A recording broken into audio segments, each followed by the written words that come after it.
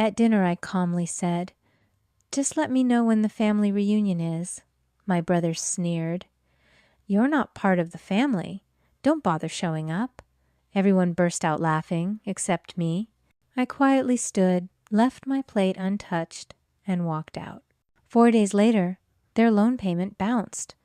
And that was only the beginning of what I had planned. Beatrice's laugh didn't sting. It was just familiar. It was the same sound I'd heard for 20 years, ever since my parents died and my Aunt Marian and Uncle Silas took me in. Marian always called me useful help. She'd say it to her friends at church, her voice dripping with false charity. We just couldn't leave her. And she's turned out to be such useful help. It sounds like a compliment.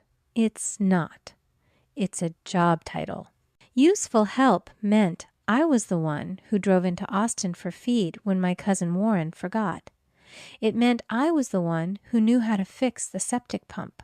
And most of all, it meant I was the veterinarian who treated their entire herd for free, saving them tens of thousands of dollars a year, while I struggled to keep my own small animal clinic afloat.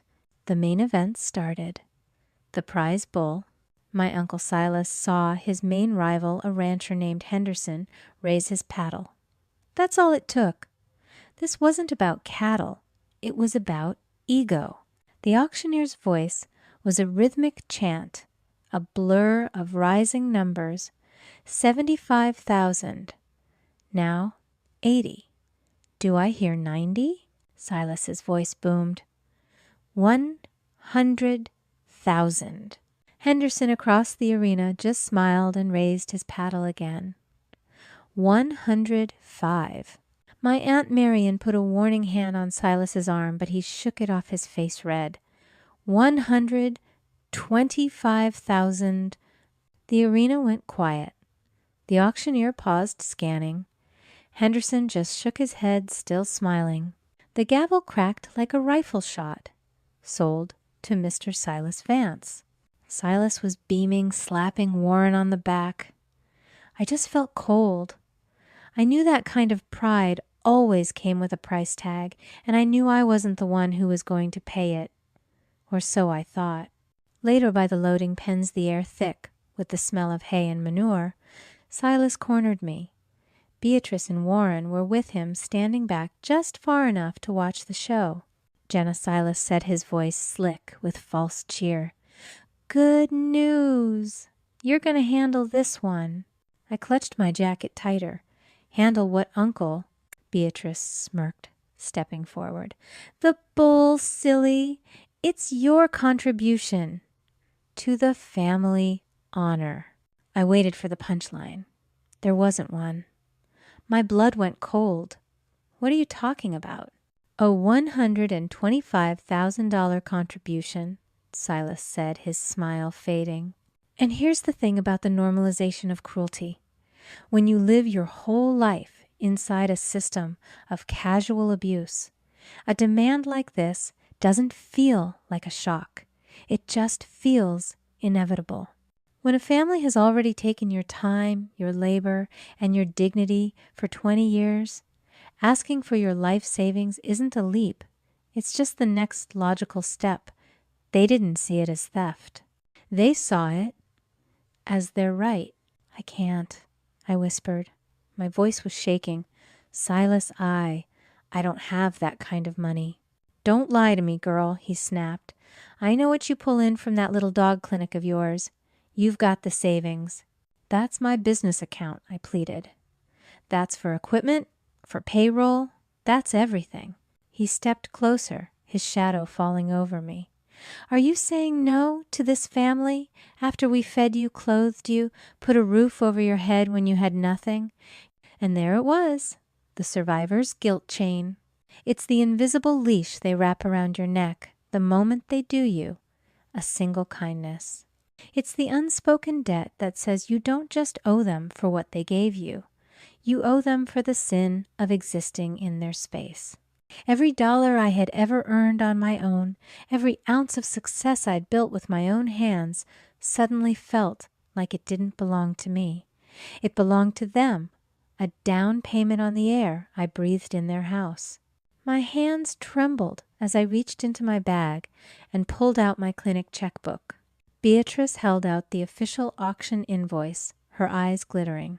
I wrote the words, $125,000. My signature was jagged, barely legible. I tore the check out and handed it over. Silas snatched it. He didn't even look at it. He just folded it and stuffed it into his breast pocket. "See," he said, turning to Warren. "That's how you handle family honor."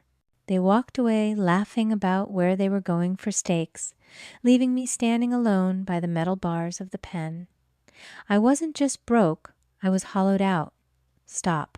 The word wasn't shouted. It was quiet, cold, and cut through the humid Texas air like a shard of glass.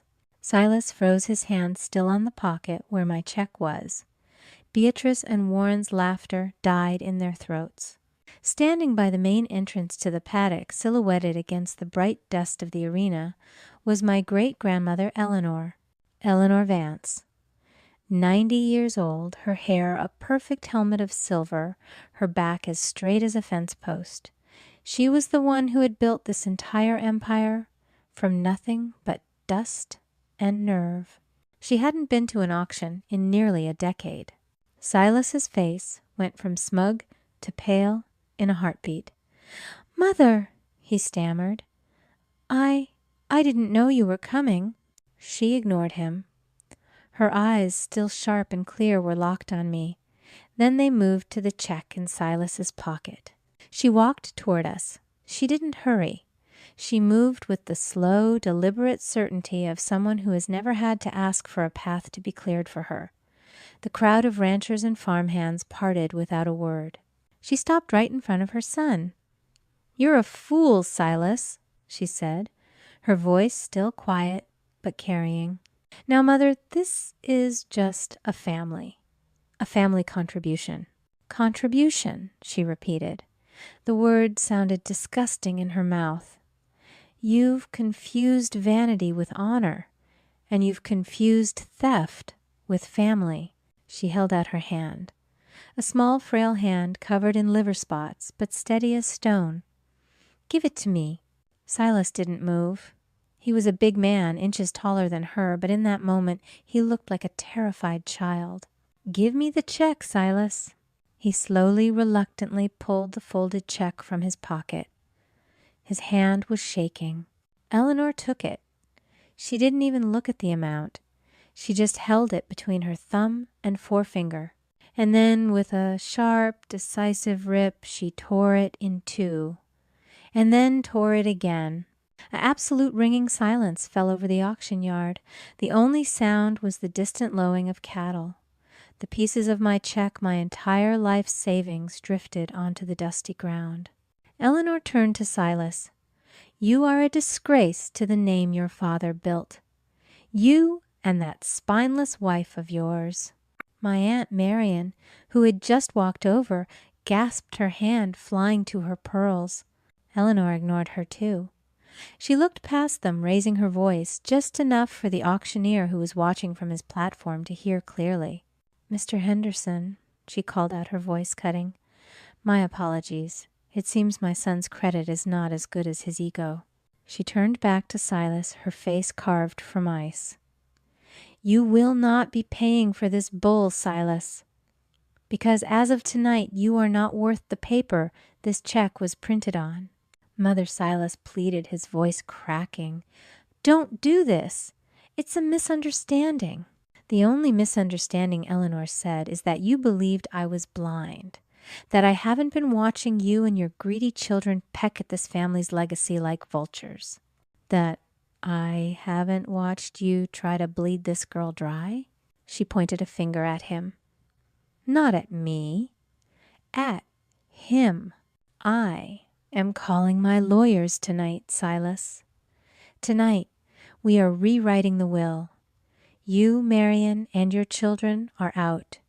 Every dollar, every acre, everything." Beatrice made a small, strangled sound. "You can't. You're old. Eleanor turned her gaze to Beatrice, and my cousin actually stumbled back a step. I am old, but I am not dead, and I am not stupid. You wanted family honor, you wanted a legacy, you should have tried earning one instead of stealing someone else's. She looked at the auctioneer again. Don't you worry, Mr. Henderson.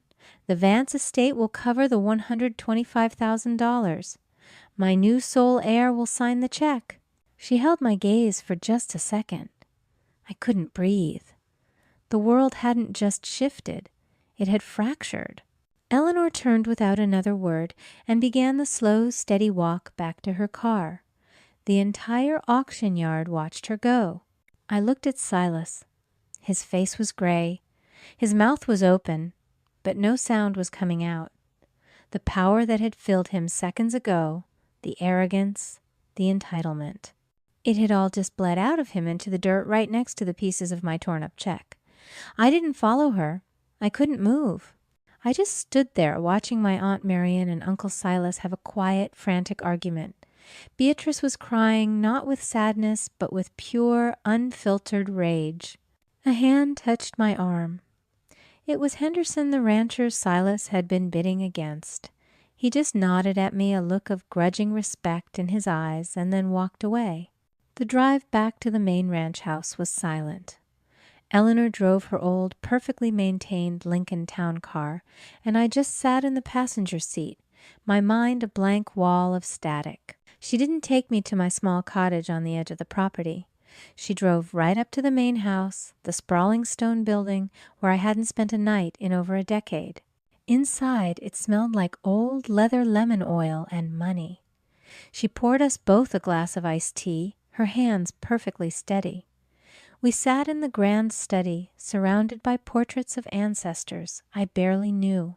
She looked at me for a long time, her eyes not cold anymore, but deeply, deeply tired. "I'm dying, Jenna," she said. It wasn't a confession. It was a statement of fact, just like it's Tuesday or it's hot outside. The doctors say 6 months, maybe 8 if I'm lucky. I don't plan on being lucky. I plan on being thorough. I just nodded. I didn't know what to say. She took a sip of her tea. "I imagine you're wondering why I waited so long, why I let them treat you like that." I didn't answer, but my silence was an answer. "I'm going to tell you something my own mother told me," she said, leaning forward. "A guardian's worst sin is regret, and I am full of it." She looked past me at the portrait of her late husband over the fireplace. I watched Silas and Marian. I saw what they were, but he was my son. You hope, you pray. You tell yourself that a person will change, that the good you put into them as a child is still in there. You hope they'll correct themselves. Her voice was quiet, brittle, but that hope is a poison. It makes you an accomplice. I was so busy hoping for my son to become a better man, I didn't notice I was letting him destroy a good woman. You. She met my eyes again. My hope was a luxury child. Your suffering was the price. The cancer just gave me a deadline. It woke me up. It's time to stop hoping and start fixing. She slid a thick, leather-bound ledger across the polished wooden desk. They didn't just steal your savings today, Jenna. That was just petty cash. She opened the book.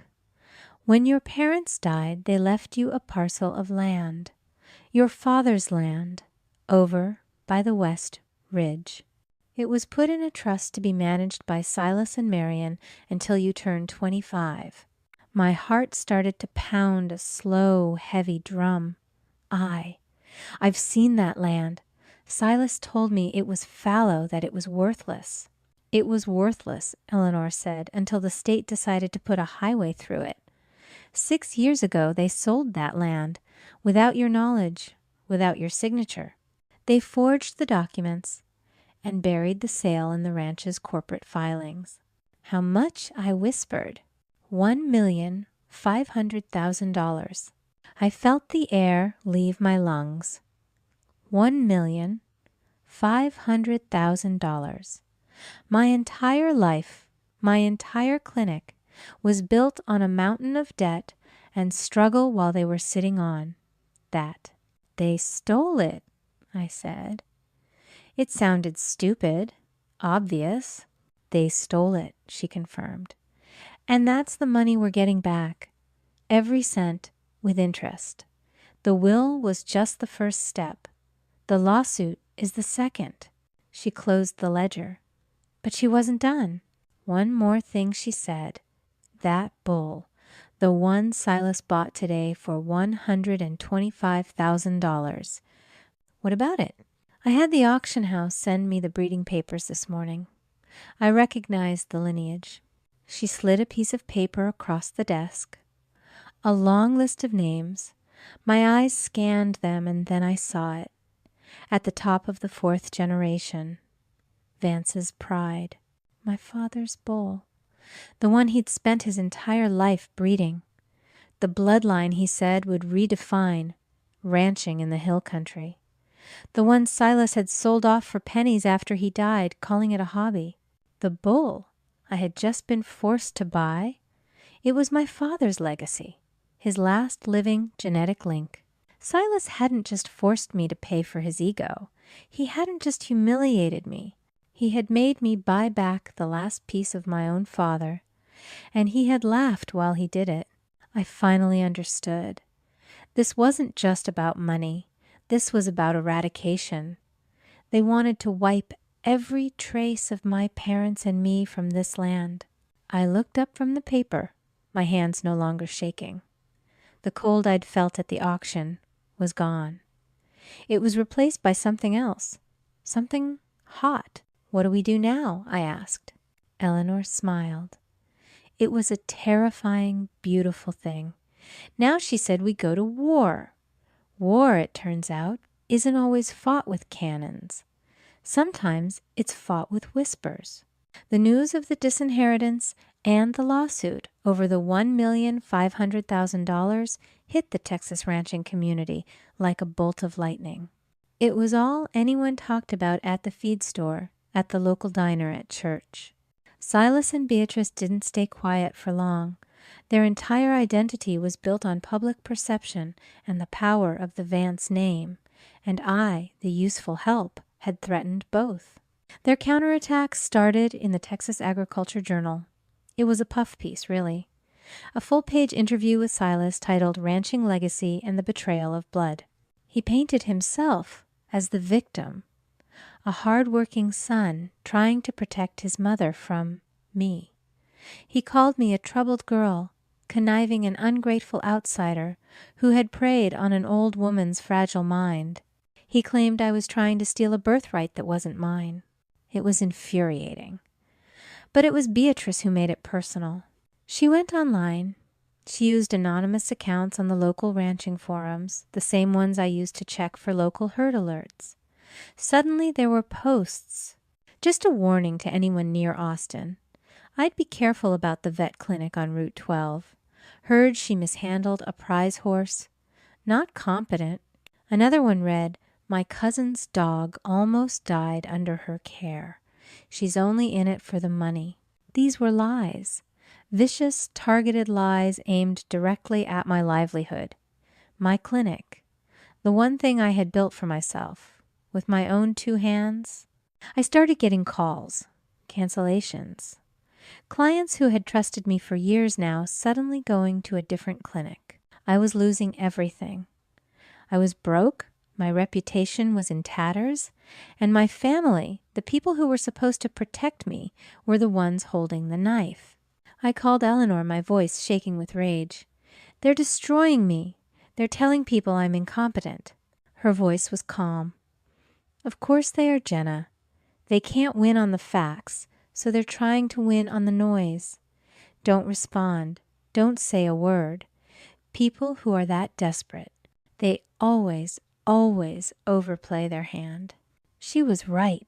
A week later, Beatrice, drunk on her own small, anonymous victories and feeling overconfident, agreed to do an interview. It wasn't some friendly local paper. It was a popular rural issues podcast. The kind of show that got hundreds of thousands of downloads. The host, a woman named Sharon, was known for being polite, but she did her homework. Beatrice came on, her voice practically dripping with fake sincerity. She talked about family values and loyalty and how heartbroken they all were by my betrayal. For 10 minutes, the host just let her talk. Then Sharon said, "Beatrice, I want to go back to something, the lawsuit. It alleges that your father and mother misappropriated a $1.5 million land sale that belonged to your cousin." Beatrice scoffed.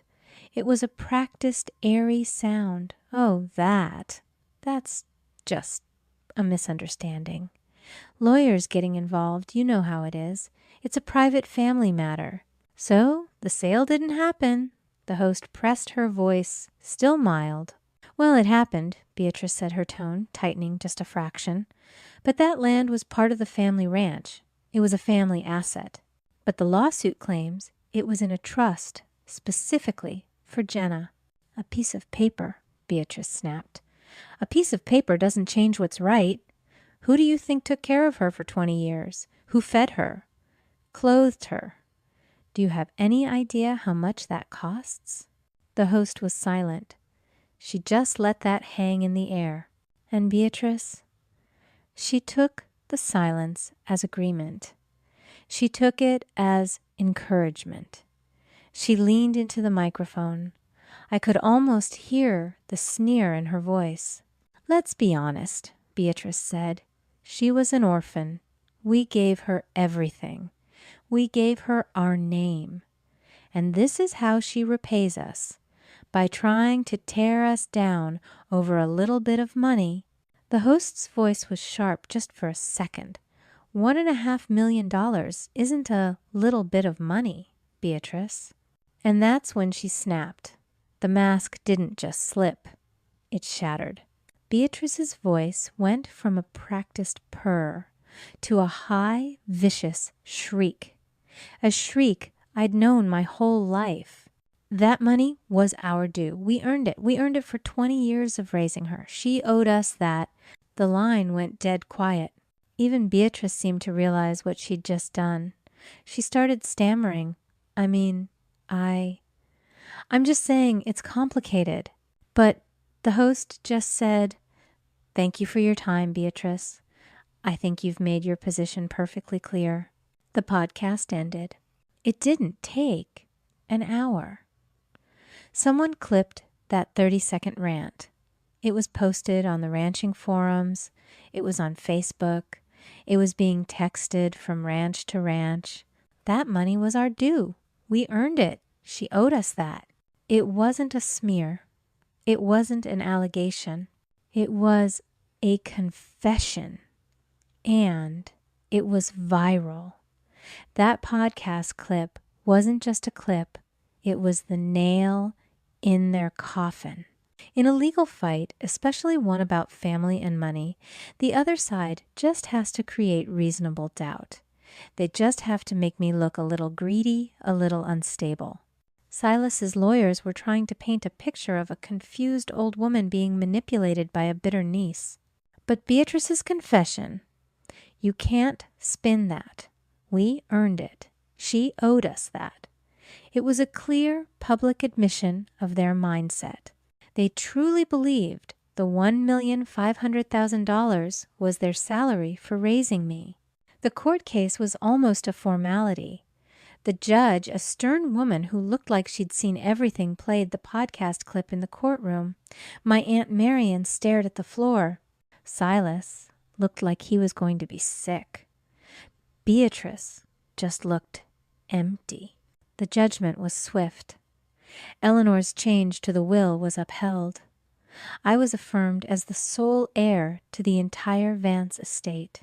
The court also ruled that the $1,500,000 from the land sale was, in fact, mine. It was ordered to be repaid in full with damages and interest. But you can't get money from people who don't have it. The family had been living on Eleanor's reputation and credit for decades. The moment the judgment came down, the bank called in their loans. All of them. The ranch Silas ran wasn't just in debt, it was a black hole. They were forced into bankruptcy. It's strange, the empty wallet power delusion. You see, my Uncle Silas wasn't powerful. He just had a powerful wallet. And that wallet wasn't even his. It was Eleanor's. His entire identity, his respect in the community, his ability to shout down auctioneers and bully his family, it was all an illusion projected by money he didn't even earn. People like that, they don't build an identity. They just buy one. Their personality is a costume stitched together with credit cards and brand names. The second the money vanishes, the costume evaporates. And what's left underneath isn't a person. It's just a raw, terrified bundle of appetites and grievances. They lost the main house. They lost their cars. They lost their country club memberships. But it was worse than that. The district attorney, spurred by the viral clip and the overwhelming evidence of fraud, opened a criminal investigation. Forgery. Embezzlement. Silas and Marion were facing jail time. My cousin Warren, who had just been a snickering follower, was named as a co-conspirator. And Beatrice. Beatrice, who had been the queen of Austin's social scene, was suddenly toxic. Her friends stopped answering her calls. The charities she sat on the boards of suddenly restructured. She wasn't just broke. She was a social pariah. The entire family, the ones who had laughed at me for being charity, had collapsed into nothing. They hadn't just lost their money, they had lost their name. And in their world, the name was the only thing that mattered. Eleanor passed away peacefully 3 months later in her own bed, looking out over the ranch she had built. I was with her. We didn't talk about Silas or the lawsuit. We talked about the land, about the cattle, and about the future. When the dust settled, I was the sole owner of the Vance estate, and the $1,500,000 recovered from the bankruptcy was sitting in my account. I stood on the porch of the main house, looking at the same view Eleanor had. I could have sold it all.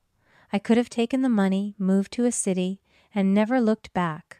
I could have let the entire legacy rot, and no one would have blamed me. But I kept thinking about what Eleanor said, about fixing things. True justice. It isn't about destruction. It's not about burning down the houses of your enemies. That's just revenge, and it leaves you standing in the ashes. I've always thought that real justice planters' justice is different. It's about using the rubble and the ash as fertilizer. It's about planting something new, something better, in the place where something toxic used to be.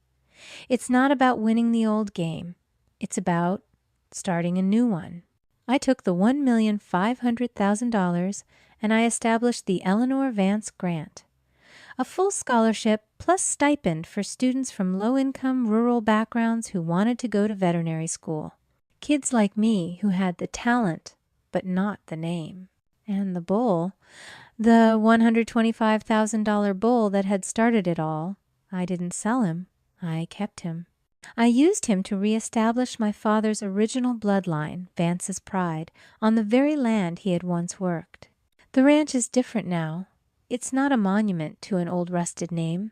It's a working classroom. My final scene. It wasn't in a courtroom. It's now. It's me, standing in a dusty paddock, the sun hot on my neck, teaching a group of scholarship students, my new family, how to treat a newborn calf. They're smart, they're hungry, and they don't have an ounce of entitlement in them. We're building something here. I know there's someone listening to this who feels like I did. Someone who is always sitting at the edge of the table. The useful help, the one who is tolerated but never celebrated. You're the one who is always giving just to prove you deserve your seat, while they just take. This is a letter to you, to all the people who feel like they're on the outside. Your worth is not defined by the people who exclude you. Your value is not determined by the family that refuses to see you. Stop fighting for a seat at a table where your respect is optional. Leave. Go build your own table. Build it with hard work and kindness and standards. And then be very, very careful about who you let sit at it.